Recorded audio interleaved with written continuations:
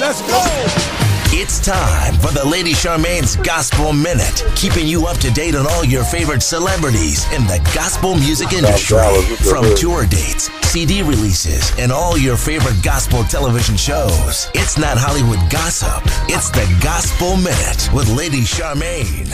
Well, my guest today has a voice rich as brewed coffee. He has had hit singles such as Promises and Talk to Myself. And in the 1990s, he had a #1 hit single entitled Dreaming, which can be heard in the hit movie in which he co-starred, New Jack City. And recently, he has been traveling the country in successful stage plays like The Cleanup Woman and Men Cry in the Dark. And he's here today to talk about his Life After episode. Help me welcome Mr. Christopher Williams to the show. Hey, Christopher, how you doing?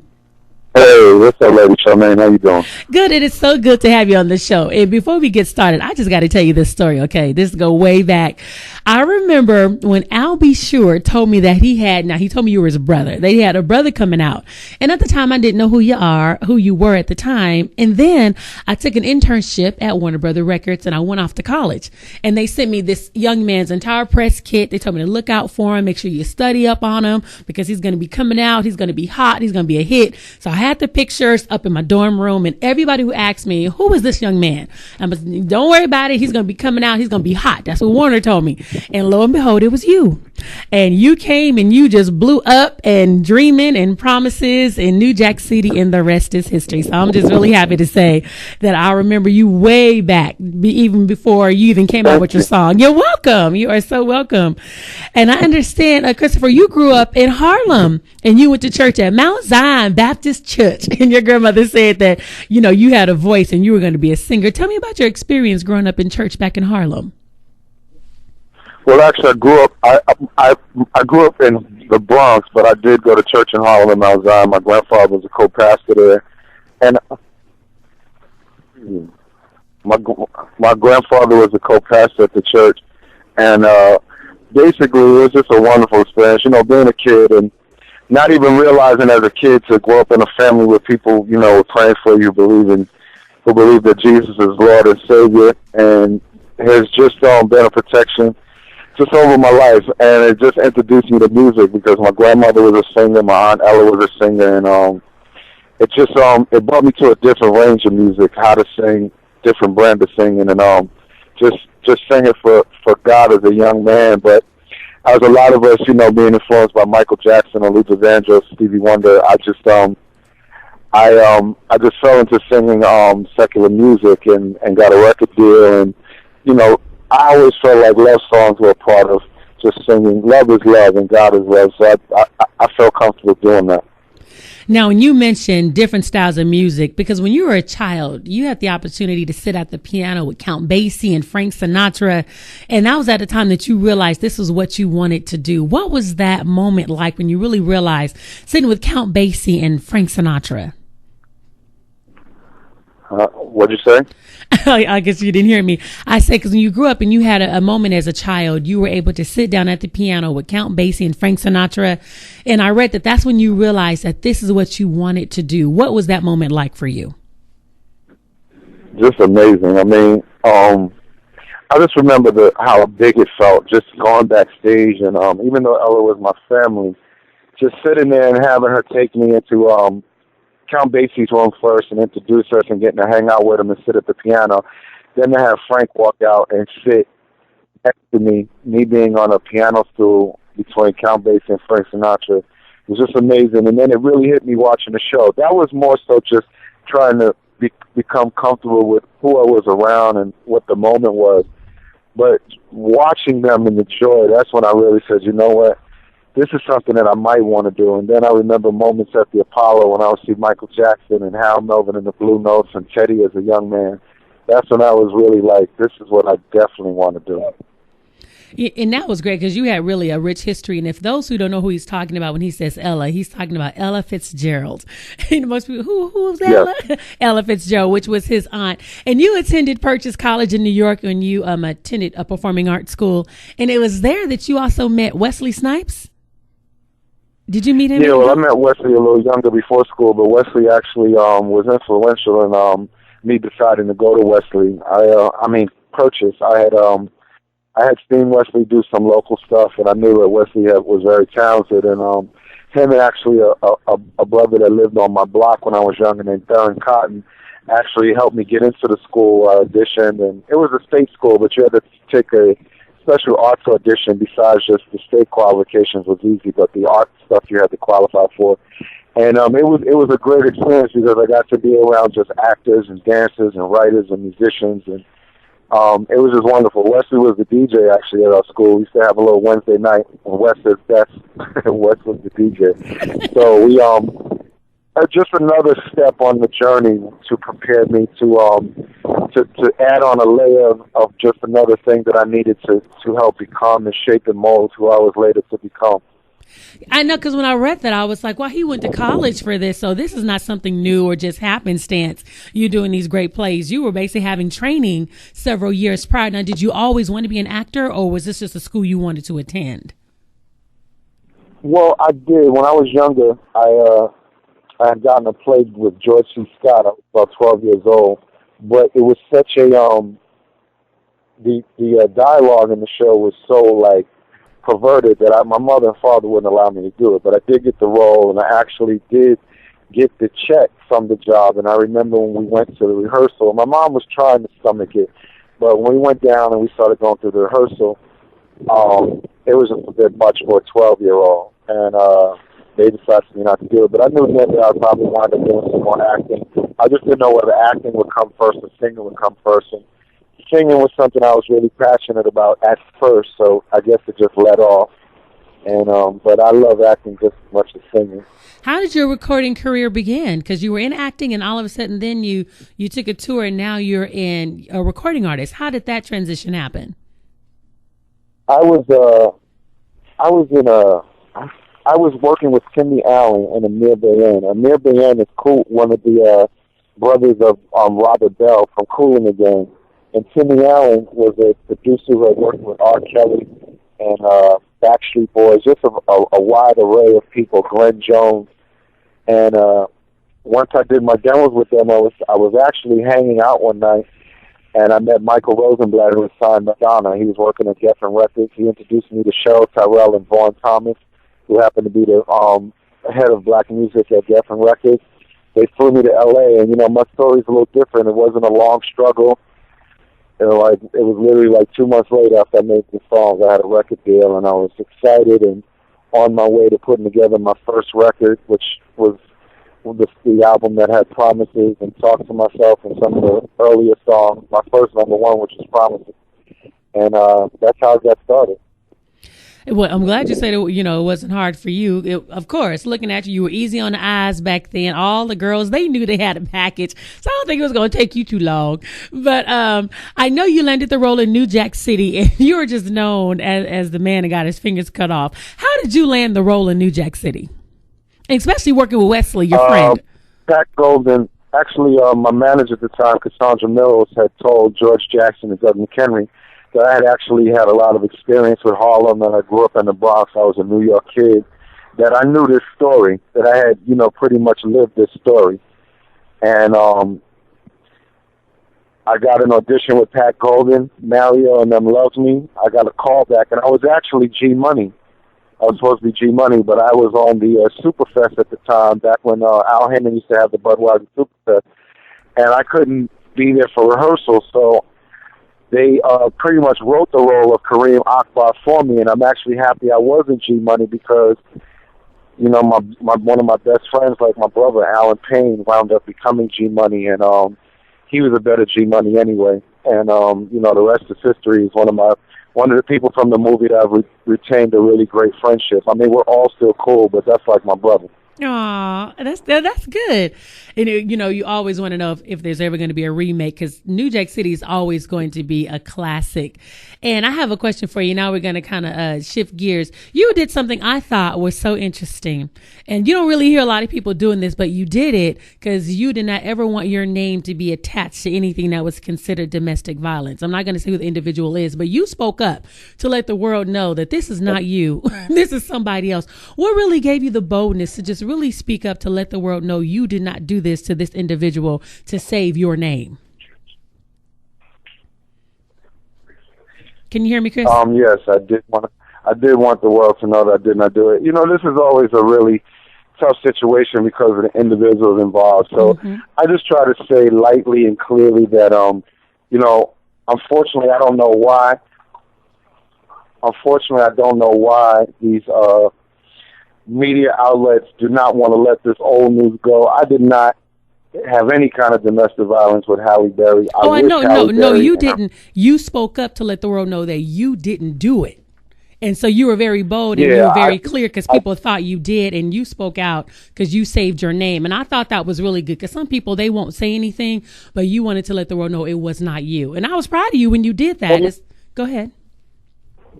Well, thank you. It was tough, though, because, again, I didn't want to throw Wesley under the bus, but this is what was told to me, and I didn't know. And truthfully, I don't know if it was told to me and it was a fallacy or it was the truth.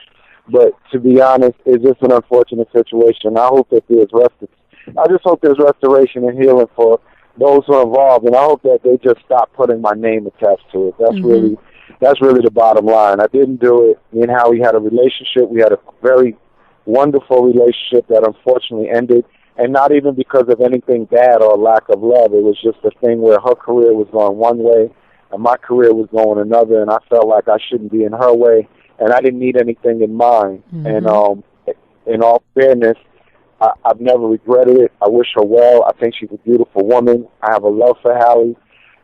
But I didn't do that. And unfortunately, it's just a weird situation. And the only thing that was really disappointing for me was that neither party never stepped up and said, and not so much even on Wesley's side, that Chris didn't do it. Because truthfully, in hindsight, thinking about it, you know, I don't know if it was told to me as a truth that he even did it. I mean, you know, it's just like what my brother's going through now. They're saying he didn't pay his taxes. I know Wes, and I think he's just being made an example of. He did pay his taxes, but unfortunately for him, he's got to, you know, weather this. And as we know as believers, a lot of people have been put in jail unjustly. Joseph was one of the first, but great things can come from adversity. And, you know, I keep Wes in my prayers every day. But I just hope people just stop associating with that. I have a new generation of people who are looking forward to Chapter 2 of Christopher Williams, and that's certainly not one of the things I want them to even have to contemplate, because even though sometimes it's not said, yeah, he did it, the fact that my name is mentioned in the same breath. I mean, I don't mind people saying, you know, he had a relationship with Hallie. They were, you know, together at this time, but you know, the other stuff. And I really would rather them not even say that. It was a long time ago. Nothing against Hallie. It's just that I have enough. God has given me enough in my own giftings and my own journey to talk about. And if that's not newsworthy, then I respectively decline to even, you know, have an interview. My desire is not to be famous. My desire is to share what I do with people, and if that makes me famous, where I can get on a platform and let people know that look what God can do, and be able to be a blessing to people with the harvest that He's trusted in me, then that's really what my life is about. And that's the man that I am. Before music, before anything, that's the man that I am. That's the man I would be if I was an engineer, if I was a grave digger, if I cut grass, if I took out trash. So it just really behooves me sometimes that they stay stuck on this 15, 20-year news that's not even true. So if there was something I had done, I had a lot of mishaps with record companies. I made some of those mistakes. I'm one of the first people to say, hey, I did that. I may regret it, or I didn't regret it, or I at least learned from the decision that I made. But unfortunately, a lot of times people choose to put a spin or a twist on things by adding people who they feel are superstars or current right now. And that's what I like, because I know you're traveling with gospel plays, and to really put the clarity out there, because when I read your statement, it was so truthful and it was so honest. I'm like, how many people have even read this about him? And when you said it, that's why I brought it up, so you can actually talk about it and you can hear your heart that was not you. So I'm really glad you said that. Now we're going to move on, because you are traveling. You are doing a play right now. Tell us about the play that you're rehearsing for right now. We're doing a wonderful play right now with, and it's actually an inspirational dramedy. It's not heavy. It's very entertaining. It's a slice of life. I think the whole family can come see it. It's hilarious. It's starring Dietrich Haddon, Trinity 5-7, myself and Khalil Kane from Girlfriends and the movie Juice back in the day. And it's a wonderful piece written by a lady named Tucson Duchess, who has a vision for a ministry. And it's basically great. It's really one of the most professional jobs. It is the most professional job I've been a part of since working with Arthur Primus, who does Tyler Perry stuff on Men Cry in the Dark with Richard Roundtree and LaBelle Crawford and Alan Payne. How could I forget my boy? If you're just tuning in, we are talking to Christopher Williams. You remember him from the movie New Jack City, Songs, Promises, and Dreaming. He is going to be in a Life After episode airing Wednesday, October the 26th on TV One. Now, how did you get the call? Did they just call you out of the blue and say, "Hey, Christopher, we want to do a story on you"? They did. They actually started following me at the beginning of The Cleanup Woman. And to be quite frank and honest, which I'm going to continue to be, sometimes I'm brutally honest. It was a thing where I didn't really want to do it because I had not made the decision yet to say I'm ready to turn the corner and start this new music project. And I didn't really want to talk about, Life After is not really about the urban theater circuit, which a lot of people, until Tyler busted wide open, want to call the Chipman circuit. But we don't see it as that because we're trying to make it grow and become what I used to enjoy in New York, which was shows like Your House Too Short to Box with God and Pippin and Prairie. And once in a while, you run into producers and writers who share that same August Wilson real theater type experience. Now, if it has a message in it that can help you, whether you're a Christian or non-Christian, then that's even better because it makes the story even more potent. But this woman, Tucson Duchess, just has a wonderful vision, and it's really just on an apex level of professionalism. We'll be touring all of November and some of next year. I may not be able to do it next year because I am going to release a new project.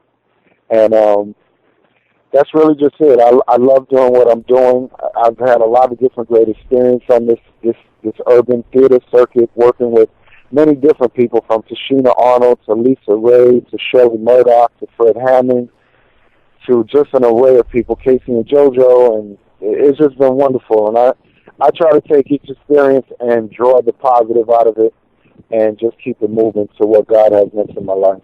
Now, you have been tremendously blessed in the place. I mean, I didn't even name all the places you've been in, like Issues, We All Got Them, Man of Her Dreams, Loving Him Is Killing Me.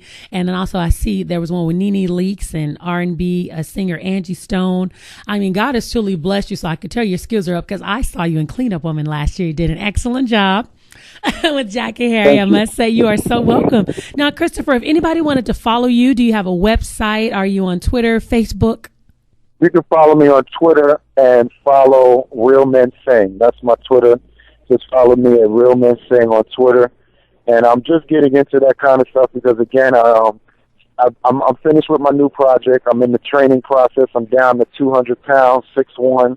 So I'm getting myself physically, mentally, and spiritually ready to take on, because you got to have armor on in this game. Because you got to have tough skin and you got to have some armor on. And I'm just getting myself ready, mind, body, and soul, for chapter 2 of my career. I've been, like I said, just fortunate working with a lot of new people, Nene Leakes, and, getting to work with my brother Tyson Beckford and my sister Angie Stone, and just being able to just learn and share from all these people and get ready for what I'm about to do now. Super encouraged by what Elder Barge did. And I always laugh that I say that, Elder Barge is like the Moses of the light-skinned brothers coming back. But I believe I'm Joshua. So I'm gonna bring it to the front. Light Skin Brothers making a comeback. I know that's right. That is great. And you sound like you are so happy, full of joy, because I know happiness happens when things are happening, but I really hear the joy of the Lord in your voice. What a blessing. You sound really light, and I could just see great things before you. Yes, I'm thankful. I mean, just for the small things. Every day when I get up, I'm just thankful. I try to keep in my mind, even do my hectic schedule, that as soon as I wake up, to just give him the first fruit of my lips. And he's brought an understanding about my life and what he's, really made me to be. I know that I'm an entertainer and I'm a singer. I used to even struggle with because of how I was raised, what I should be doing gospel. And people have asked me, because I only sing gospel mostly in the shows or a lot. I've even been so blessed now is that I visit churches sometimes and pastors and people, you know, they accept and allow me to sing God's music in the house of God. And it's all just a blessing. It's all just God. As you know, he said, this sometimes the music industry and bad situations, what the devil intended for good, he'll make intended for bad, he'll make it good. Mm-hmm. And that's exactly what's happened in my life. I'm not saying I'm perfect and I haven't made some mistakes, but you know, when you understand what to do, when you do make mistakes, he will turn it all around and he'll make your enemies your footstools. And I don't wish anybody ill will. Like I said, I'm light. I'm healthier and happier than I've ever been, and I'm just 1,000% looking forward to what's about to happen in my life. Not for me, but for who I'm to affect, whoever that may be, small or large. So I'm just ready for it, and I'm excited about it.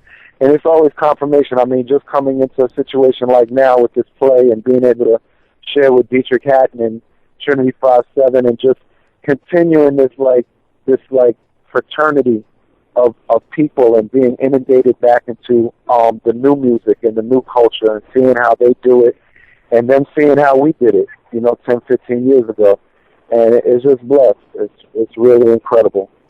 And that is a blessing, especially with Dietrich Hatton. He just did, his TV movie, Blessed and Cursed. So he's an anointed man of God. Trinity 5-7, love their new single over and over. So you are in a company of good people, and I pray that play makes it here to California so I can go and check it out. Oh, no, it will. No weapon. Okay. Hey, now, is there a website where people can go and find out where the play is and if it's going to be in their city? Do they have a website for the play yet? Oh, I do, and they're going to kill me because I'm just getting really on this. I believe it is Christopher Williams Music online. And then there we can find out about the play, and they can go and get tickets. And if I'm incorrect, I know that my manager will be calling you. Sabrina will be calling you with the right information in like 10 seconds flat. Oh, good. Because at least we can let everybody know they can go online and at least get tickets for the play and then find out about when your album is going to drop and everything. Christopher, I want to thank you so much for joining me on the show. And it's such a blessing to have you and just to hear you and for you to clarify everything, which I'm so glad. So people will know that, your heart and the kind of man that you are. And I'm glad you said the kind of man that you are. That really stuck out to me. And I would love to have you on the show again. Look forward to talking to you again and definitely have a great day. Thank you so much. And you do the same. And thanks for having me. You're welcome. Bye-bye.